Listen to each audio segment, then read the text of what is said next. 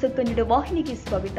ಕರ್ನಾಟಕ ರಾಜ್ಯದ ಎಲ್ಲಾ ಜನರಿಗೆ ಗಮನ ಸೆಳೆದ ಹುಕ್ಕೇರಿ ವಿದ್ಯುತ್ ಸಹಕಾರಿ ಸಂಘದ ಚುನಾವಣೆ ಮಾತ್ರ ಜಾರಕಿಹೊಳಿ ಮತ್ತು ಕತ್ತಿ ಕುಟುಂಬದ ಮಧ್ಯೆ ಭಾರಿ ಶಕ್ತಿ ಪ್ರದರ್ಶನ ನಡೀತಾ ಇದ್ದು, ವಿದ್ಯುತ್ ಸಂಘದ ಚುನಾವಣೆಗಾಗಿ ಅಪ್ಪನಗೌಡ ಪಾಟೀಲ್ ಪ್ಯಾನೆಲ್ ವತಿಯಿಂದ ಕೆಲ ಅಭ್ಯರ್ಥಿಗಳ ಘೋಷಣೆ ಆಗಿದ್ರೆ ಇನ್ನೂ ಕೆಲ ಅಭ್ಯರ್ಥಿಗಳ ಹೆಸರು ಘೋಷಣೆ ಮಾಡೋದು ಮಾತ್ರ ಬಾಕಿ ಇದೆ.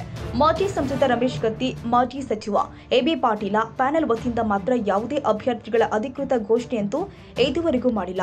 ಆದರೆ ವಿದ್ಯುತ್ ಸಂಘದ ಚುನಾವಣೆಯಲ್ಲಿ ಜಿಲ್ಲಾ ಮಧ್ಯವರ್ತಿ ಬ್ಯಾಂಕಿನ ಅನುಭವಿ ವ್ಯಕ್ತಿ, ಸಂಕೇಶ್ವರ ನಗರದ ಹಿರಿಯ ರಾಜಕಾರಣಿ, ಶಾಂತ ಸ್ವಭಾವದ ವ್ಯಕ್ತಿ, ಮಹತ್ವ ಹೊಂದಿರುವ ಹಾಲು ಮತ ಸಮಾಜದ ಮುಖಂಡ ಶ್ರೀ ಗಜನನ್ನ ಕೊಳ್ಳಿ ಅವರಿಗೆ ವಿದ್ಯುತ್ ಸಂಘದ ಅಭ್ಯರ್ಥಿ ಸ್ಥಾನ ಕೊಟ್ಟು ಚುನಾವಣಾ ಅಖಾಡಕ್ಕೆ ಇಳಿಸಬೇಕು ಅಂತ ಸಂಕೇಶ್ವರ ನಗರದ ಸಾರ್ವಜನಿಕ ವಲಯದಲ್ಲಿ ಭಾರಿ ಚರ್ಚೆ ನಡೀತಾ ಇತ್ತು. ಯಾವ ಬಣದಿಂದ ಯಾರಿಗೆ ಅಖಾಡಕ್ಕೆ ಇಳಿಸುತ್ತಾರೆ ಅನ್ನುವುದೇ ಅಚ್ಚರಿ ಮೂಡಿಸಿದೆ.